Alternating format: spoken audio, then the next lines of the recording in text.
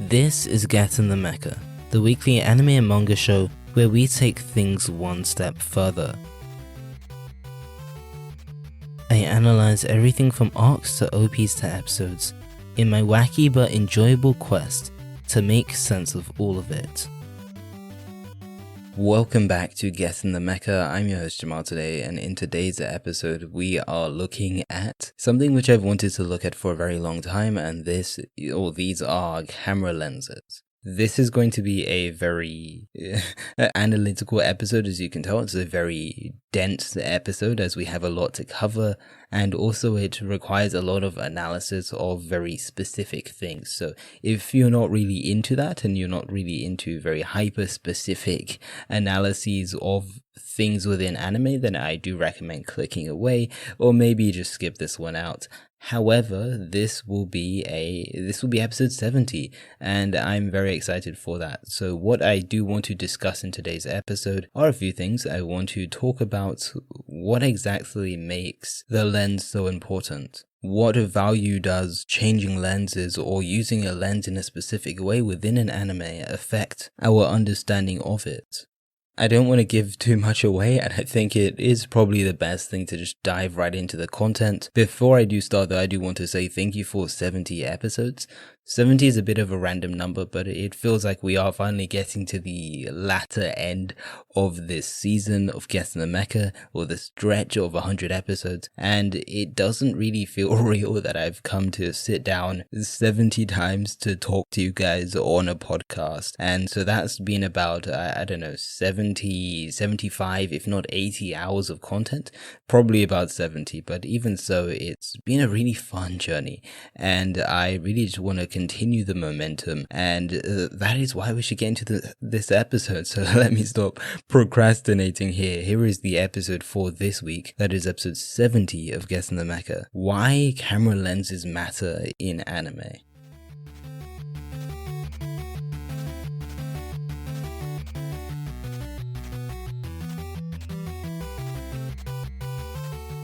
As always, at this part of the show, being the sort of actual beginning of the episode, I like to give you alerts for spoilers because I don't want you blaming me if you run into any. And there will be spoilers, but very mild ones. There will be spoilers for A Silent Voice and Liz and the Bluebird. These are two films by the same filmmaker, and that is kind of what will inform most of our analysis today. But also that does mean that this episode will not feature very heavy spoilers, and in fact we're using that to sort of bounce off. There will be reference to the films, obviously, and what happens in some of them and what they represent to a degree, but it isn't a deep dive into these two anime, but it's really a deep dive into their techniques and cinematography and some things like that.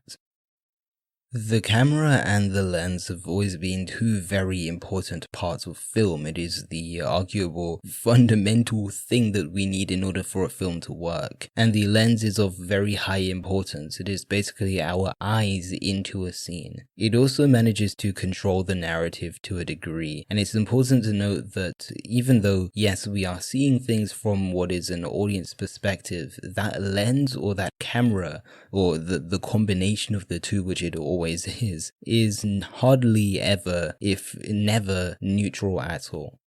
The mere fact that it is selective, the mere fact that it chooses things to happen, or it chooses to capture certain things, makes it somewhat biased. And the only, you could say, objective way to film something is simply to capture literally everything. But nothing is able to do that as of now, or will be, because the entire point of a story is to tell a specific set of events, or to capture a specific set of events, and so the lens never manages to really have that objective stance that manages to capture everything. And we can even argue that it is still subjective if you were to capture everything, because it was still a choice to capture everything with that lens or camera. So my point is that it is just something to keep in mind as we go through this episode and we look a bit closely at these films, that they're capturing specific things for a specific effect. No storyboarder or no cinematographer, if we're talking about live action because this equally applies. No one has chosen to do something out of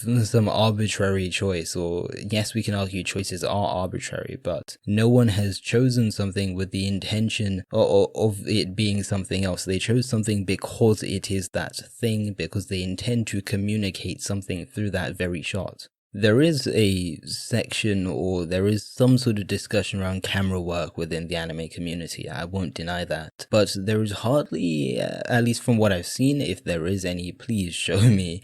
I haven't seen much content on lenses and how these are so important. I don't feel like there's a lot of discourse on it, and maybe I'm gonna need to be the person to progress that very discussion, which I'm fine with in all honesty. I just find it weird that it really hasn't been much of a thing, and so maybe we're gonna have to carve that out for ourselves. But as I said earlier, before we dive into the films exactly, we need to discuss the basis for this discussion, which is the sort of camera 101, or at least the lens 101. And I should say that I am not a photographer. I do some very casual photography, and it's very beginner. I do take a few film photos here and there in the quarantine, kind of like how people started making banana bread in the quarantine.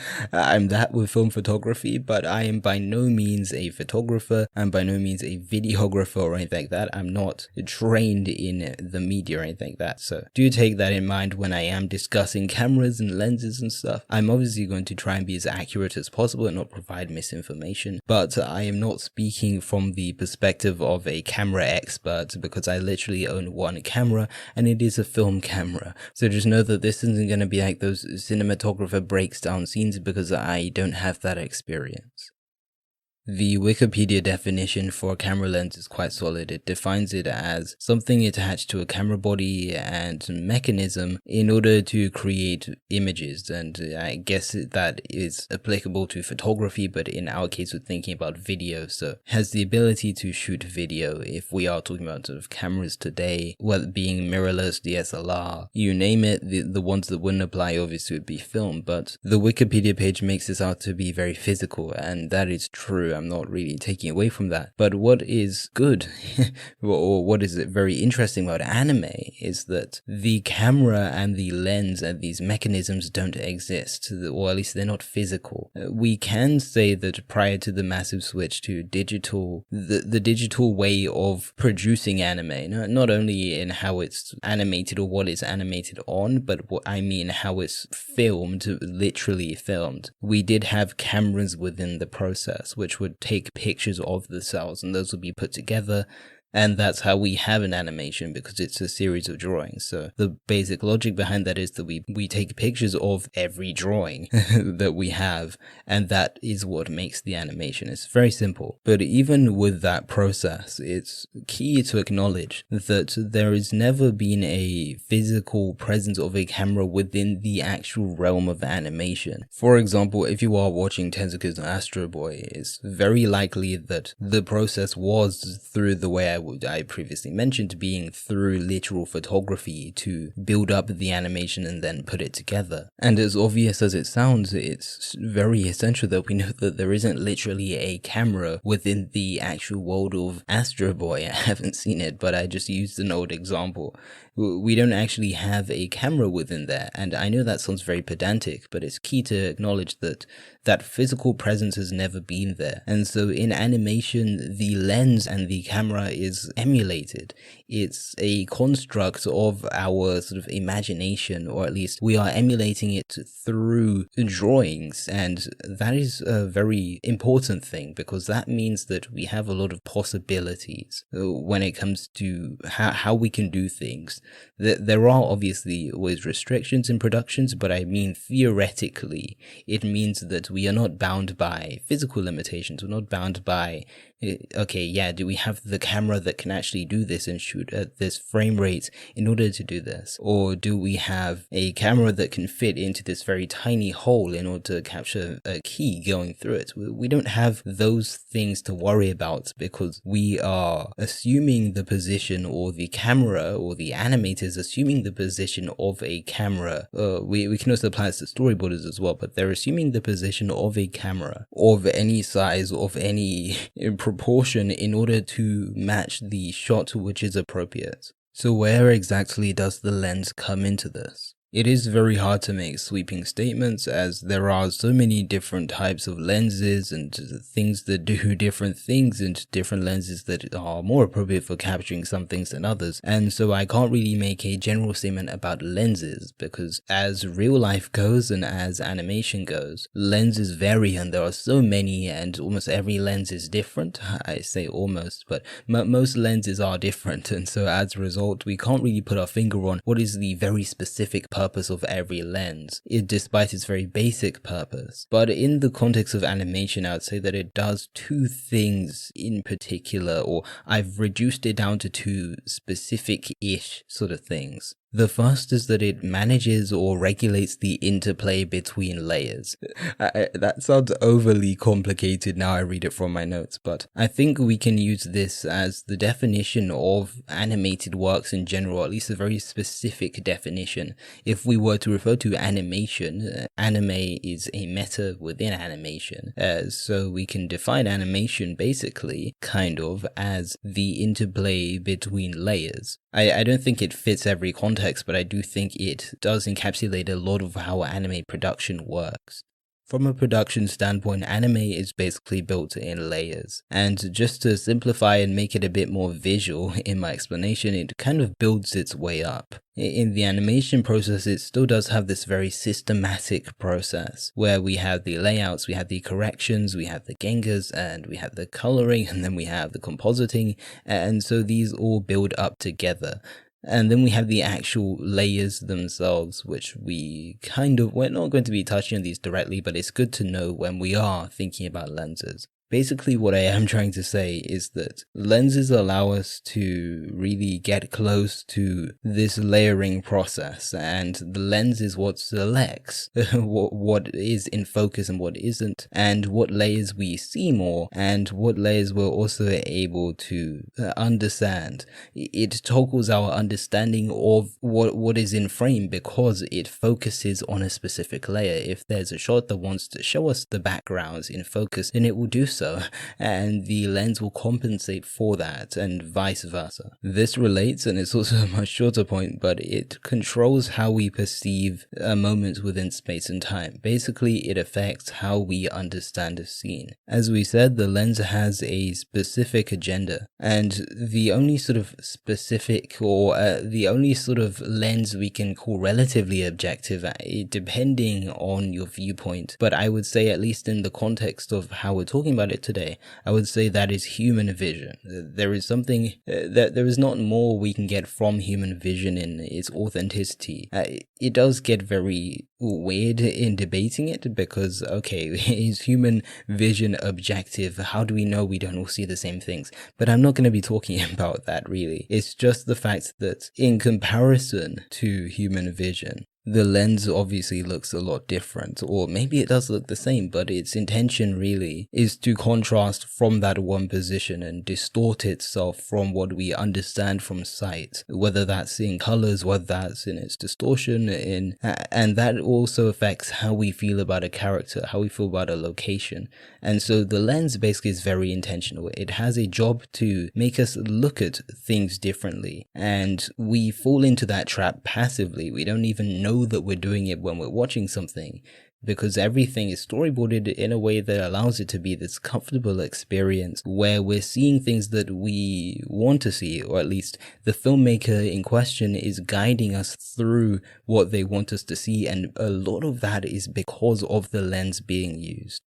And with all of that, we can finally dive into our analysis, and I do apologize to any of the very big Naoko Yamada fans who are listening, because, I don't know, maybe they were to listen to just that part, and so I feel bad because I don't have timestamps for the podcast yet, and if you had to listen through all of that just to get here, I do commend you. Thank you very much for listening to this point. But yeah, we are finally actually getting to examples. As I said, there will be spoilers for A Silent Voice, or Koi no Katachi, as well as Liz and the Bluebird. A Silent Voice, directed by Naoko Yamada, is my number one case study for lens analysis. This was probably the first thing I thought of when it came to looking at lenses, because it's probably one of the finest examples of, I can't say how to use a lens, because there are so many different ways in which we can use one, and Yamada even proves that herself within her two films that we're talking about today. But it's really a masterclass into some of the very things that we don't really think about when it comes to a lens, and how intentional we can really get when it comes to storytelling with the choice of lens in question. A very big part of how Naoko Yamada manages to sort of construct a film from the visual level and storyboarding level is through the implementation of bokeh. And for those who don't know, bokeh is basically the blur you get behind a focused object or a focused subject. That obviously is very dependent on the lens, because you have some lenses that take your laptop webcam that lacks a lot of bokeh in comparison because, I don't know, functional reasons. But that is very different to, say, a top-of-the-range prime lens, those very small lenses, because they allow for greater depth of field and a bunch of other technical explanations which I don't understand. There will be a link in the show notes, however, for things on getting to know like camera lenses. So if you do, or if you are more interested within that and the very technical stuff, then feel free to check the show notes. But sorry, before I went on that mini tangent, bokeh is a massive part of Naoko Yamada's filmmaking. I would say that the lens is probably the most important part of how a silent voice is constructed on a visual level, and that is because it correlates with this notion of silence. As a result of adapting said material, a silent voice, it kind of becomes Yamada's responsibility as a filmmaker to play with our idea of presence and absence. Because of the very idea of being silent, it's on an auditory level, we are basically not present. As I said, the purpose of the lens partially is to manage the interplay between layers, and that allows us to understand what is central and what isn't, as well as what is, what is our focus and what isn't too. And it's just the very notion of silence is rather submissive to a degree, and so we have to work around that and communicate what submissiveness is through the lens. What is present is shoko, and it becomes a very big deal as to how this is put across or brought across. The lens has to work out different ways of communicating and expressing presence, not only through voice, which is usually a means of expressing presence, but because of the nature of the work, we have to find different ways to do this. And a very big part of this is through mannerisms and character acting. When I say character acting in the context of a silent voice, there's obviously sign language as well as how she moves generally. When she runs, when she cries, when she moves her hands, everything is a part of mannerisms in my definition. And also it is the lens itself. The high amount of bokeh that is used in the shots which contain shoko is intentional, and that comes from keeping her to a degree present, even if she isn't present all the time. We have a lot of sensual shots within a silent voice, and I really love that. It's always this return to the sensual position with either shoko or shoyo as the focus. And when I say focus, I kind of mean that in the general sense, but also literally focus. The sharpness is on them. And so this combination of bokeh as well as the centrality of shots, which comes in how the film is storyboarded, as well as just how things are laid out, the shot composition which leads to the centrality of either shoko or shoyo in the center of the most important frames in the film is really what makes it valuable. And kind of just to top this off, I think the key to understanding a silent voice or appreciating its filmmaking is how it's able to debate this very notion of silence within its visual code. What does it mean to be present? What does it mean to be absent? And we can do that through visuals alone, and Yamada manages to do that by playing with the lens and playing with bokeh and focus. I think we can thank not only Yamada for this, but we can also thank other storyboarders who worked on this piece, such as Takeya Yamamura, alongside the unfortunately late Yoshiji Kigami. We also have a few other things which I managed to pick up on, and a great thing is the lens distortion, which is another very key feature of Yamada films, really. And I would say with a lot of the filmmakers of today that do strive for realism, the two probably big ones right now in the landscape are Yamada as well as Makoto Shinkai. And these are two things that they both do, but I would say that Yamada does use this a bit more intentionally as opposed to it being a general thing that is imposed on most of the film's aesthetic. And that isn't a criticism, by the way, for anyone that was looking for the, Kimi no Nawa is worse than a Silent Voice. I'm not giving into that, but I am trying to say that Yamada uses this more than, say, Shinkai, and that doesn't make it better or worse, it just makes it a thing that they use more because that's what she does with her films. And so lens distortion is a very key feature, and this is really, we have varieties of lens distortion really within the Yamada-isms, if I'm even allowed to call it that.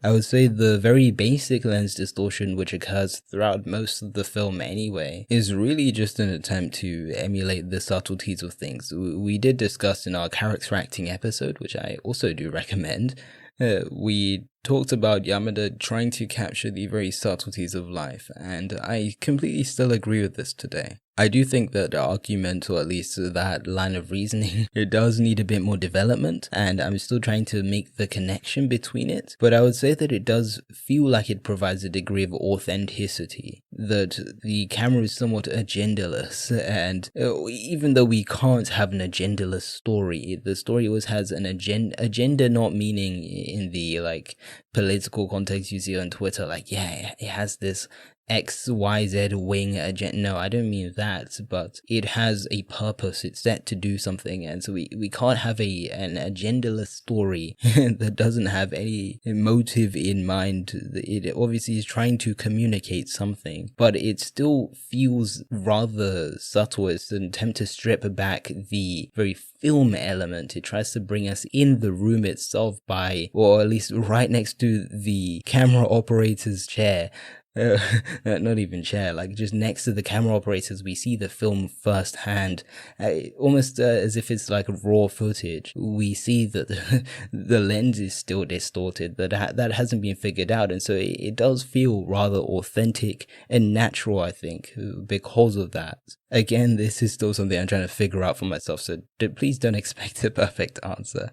But I did say, and this is where it really comes into fruition, this is when Yamada, or at least the choice for the theme park scene in Silent Voice, is the main decision is to ramp up the distortion and pretty much use what I would describe as a fisheye lens. If you aren't aware, fisheye lens comes across as very curved. The extent of it being fisheye is not, to say, the most extreme at all. If you think of, say, a fish bowl and how rounded it is versus a fish, you can see not all around it, but they can see quite a lot of it, hence the reason for fisheye. But it's very rounded, and it's an attempt to sort of curve in and see more than we maybe should be seeing. I would say that it does feel a lot more voyeuristic than the average lens. And so both the bokeh and distortion ramp up by a massive amount. And I feel like this has a very weird feeling to it. And I think that's kind of the purpose. It's a way of understanding Shoyo's current reality as we're in this very hallucinogenic scene almost, as the camera bends, and where its intention, I think, is to kind of be happy, but it also has a very unnerving feeling to it also.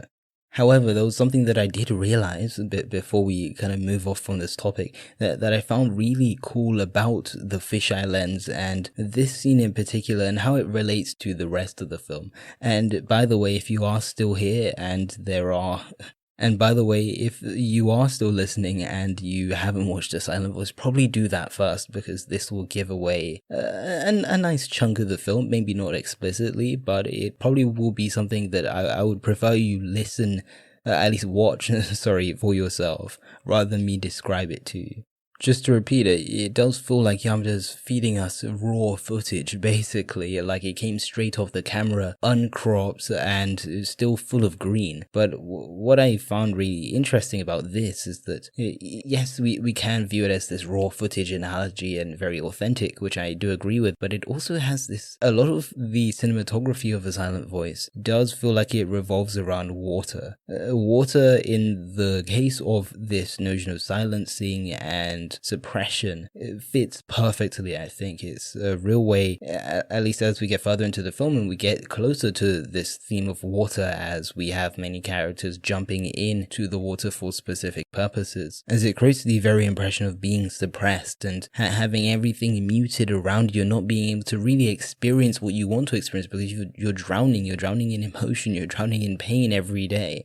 And it does resemble both of their feelings too, which I find quite interesting. But this visual language is communicated and is threaded into the lens itself and what we get from the lens which we watch from. That is obviously one reading, and it is, in my opinion, a bit of a stretch, but I also do think it makes a lot of sense as well. It's just this idea of being very fluid, but also being suppressed. And it's just a lot of feelings coming together that I think is a necessary discussion to have. What is in focus as well as what is out of focus kind of is a metaphor for this idea of silence and suppression, as well as what is at the forefront of things. Consider that and this is me from personal experience, I've only watched this film once, and a lot of the revisiting I've done is through the All Hail Saga Bureau, the best site on the internet.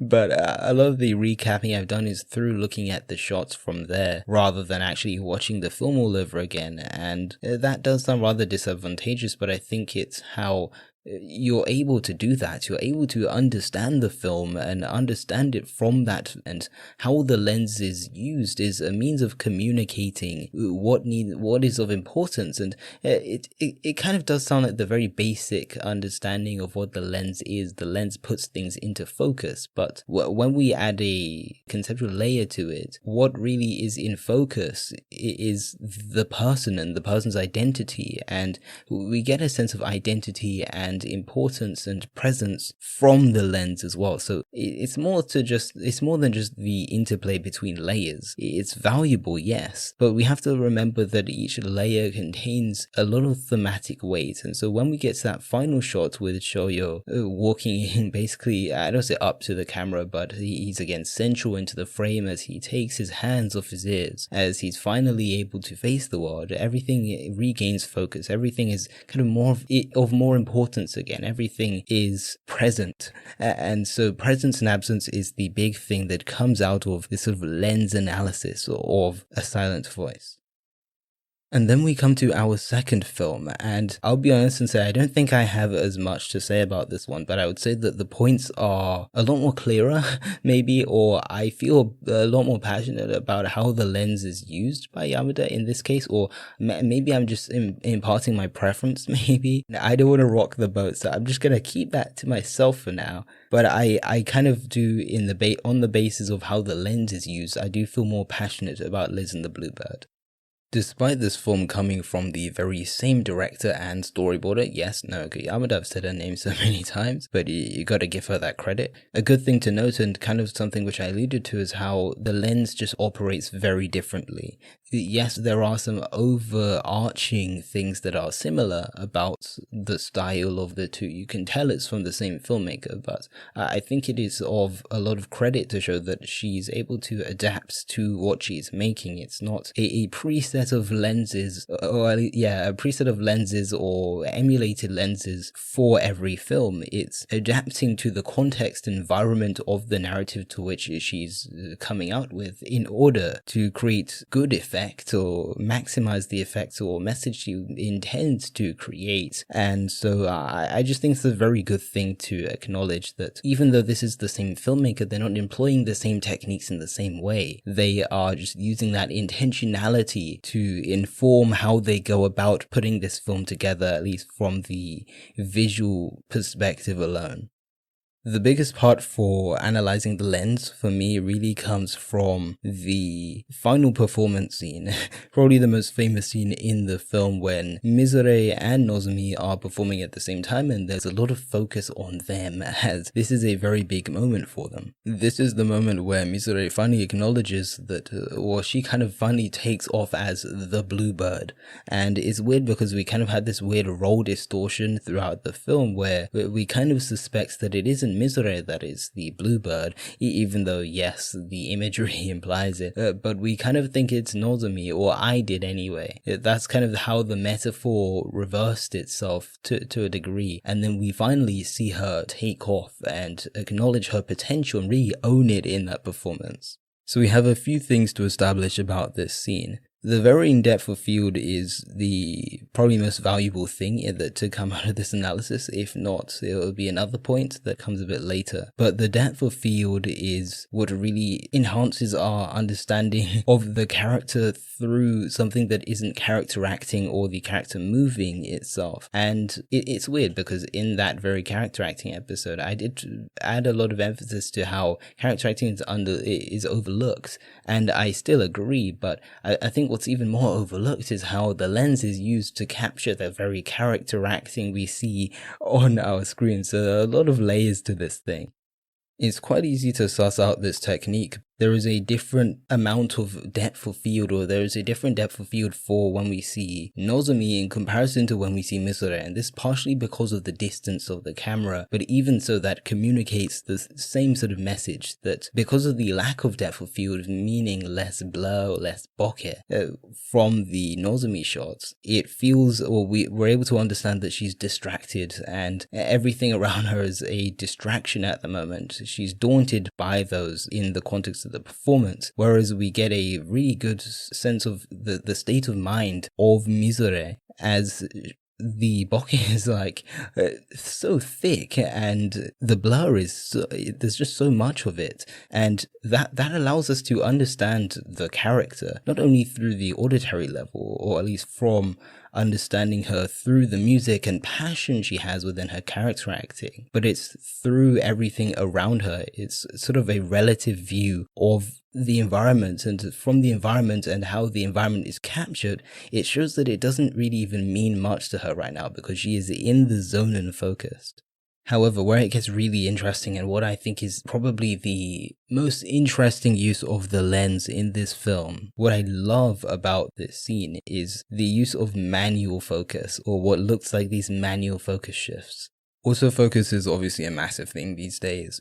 Everything from YouTube to TV and everything. The point is that we don't have to figure out our focus. It calculates it for us and it focuses the image. And that is good, but I think there is a massive difference still between what a manual focus shift looks like and an autofocus. And when we are in that room, the manual focus kind of gives us a completely different understanding of the value of this scene and the value of this performance on this very day. I don't mean to sound elitist, but I do think that the autofocus can be seen as less authentic relative to the manual focus, because it isn't you using and choosing how you want to focus a shot completely. It's more about the movement of your camera and where you're placing it and what you're putting as your subjects. But in the case of the manual focus, in the case of Yamada's filmmaking and this scene, what is so important is it feels personal, and it isn't even just the lens itself and what it visually looks like, but it's the fact that it's being done to begin with.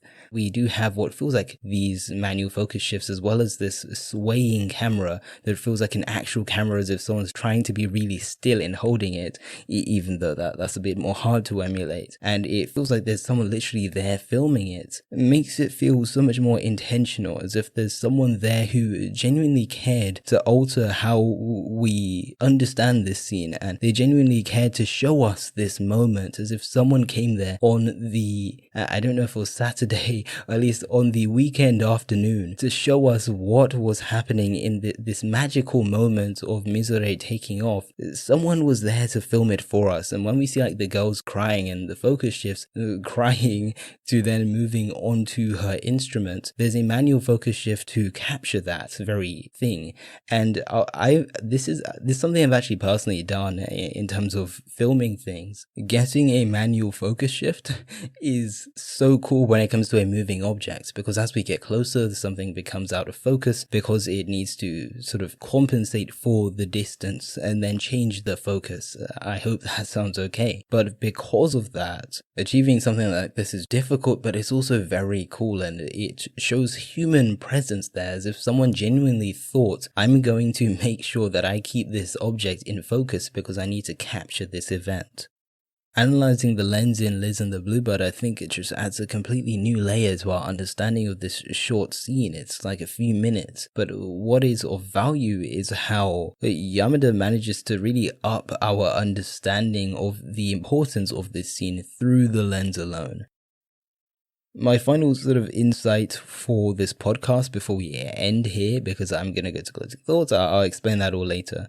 But the big thing for me really is that even though these films are very engaging in the audio department, what is so cool is how I think personally that she's able to communicate something that we would traditionally think of as audio related, even though both of these films are heavily related to audio, but we're able to get a sense of audio and what is loud and what is quiet and what is focused and what is not through the visual language. It's almost as if she's able to create an auditory experience for us without actually needing to hear any audio, because we're able to understand and potentially relate to these very feelings from the perspective of the lens. Whether that is nervousness, the feeling of suppression, whether that is presence or absence, every theme is encoded within the visual language of her films, and I think it is that makes both her filmmaking and the lens worth analyzing.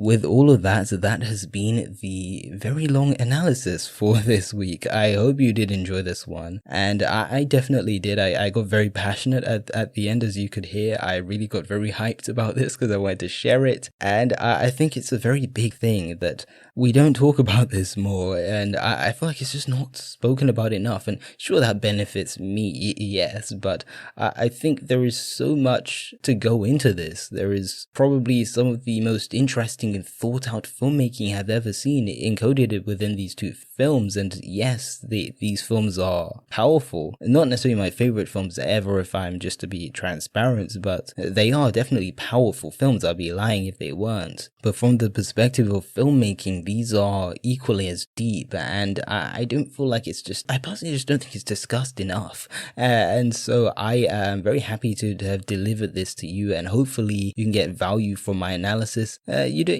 have to agree with it, obviously, but I hope you got something from it and understand my point of view in relation to Naoko Yamada's two films which I've discussed today. And with that, I am going to I do say that when we do have very heavy episodes like this, I will not do an In the Moment segment, and that will be the case. I did want to discuss All Saints Street, which I watched recently. That is a Chinese anime, but I think I'll leave that for another week. It's a great anime. I do recommend watching it. That is the required reading for next week, and I'm joking. There is never really like a required reading or something like that. This isn't university. This isn't uni, man, but it is a good anime to check out, and if you want to listen to me talk about it even more, or kind of just discuss my observations in the moment segment sometime, then be sure to listen to it for next week. But with that being said, let's go to closing thoughts and just quickly wrap up my thoughts on the idea of the lens, as well as Naoko Yamada's filmmaking and use of the lens.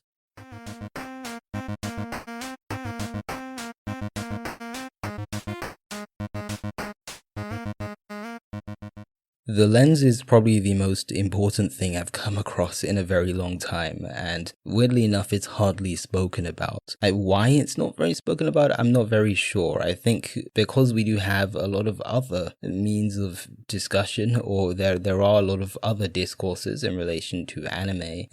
We have discussion of philosophy, we have discussion of animation and sake, but I feel like there are some things which still get left in between that don't necessarily cover all of this, and that's why I think this is so important, because it's a real big part of anime. The interplay between layers is something which directly affects how we understand an anime and how things are communicated, because how these layers work together and how the lens or the filmmaker or storyboarder decides to put these together and change our understanding of them really just influences how we understand scenes and how we get to anime. How we understand anime and the media comes from the lens in itself, and what the lens actually is and what it's doing is something that is so important for our sort of analysis and discourse in regards to anime and animation. Kyoto Animation's Naoko Yamada does an excellent job of really reminding me and hopefully reminding you guys why the lens is so important, because it can give us insight into the state of mind of characters. It can communicate a multitude of feelings and emotions. The lens isn't something to be ignored, and it is almost the defining factor of these two films, of what makes them so great, and that is something which also applies to anime as well. It might not be as obvious, but it is still something to remember.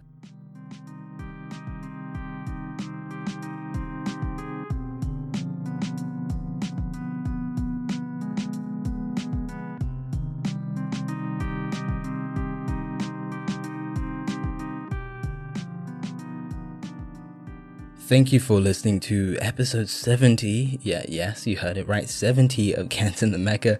I really hope you did enjoy this one, and if you did, feel free to leave, I can actually say this now, leave a like on YouTube. I completely forgot for this entire podcast. I will say it in the intros when you do listen to this on audio. It will say, I will have a message saying that we're on YouTube now, but I completely forgot that we are on YouTube. So hello YouTube, and if you are listening on YouTube, it'll be lovely if you subscribed so you can get those notifications as well as ring the bell. I'm basically allowed to say all the YouTubery things now because I'm on YouTube, so it'll be lovely if you obviously left a like, left a comment, an honest comment of any sort. Okay, I say any sort, but please be civil. But besides that, feel free to leave a comment, leave a like, subscribe, hit the bell, do those YouTubey things to fight the algorithm, or what the other YouTubers say, just do that. And if you are on audio, it would be lovely if you left a review. That would help out a ton. Be sure to check out Apple Podcasts and leave a review there. That helps the show a ton. And yeah, hello YouTube. I'm so new to this. The show hasn't changed, but being on YouTube just feels like a completely different show, even though it's the exact same show. But that is it for the episode. I hope you did enjoy this and got some value from it, whether small or large. Have a good week or day. And yes, I have been your host Yamada today, and this has been Get In The Mecha. The music in this production goes as follows: 8-bit title screen by Joth, mandatory overtime by Joth, and Difference by Chasers Gaming.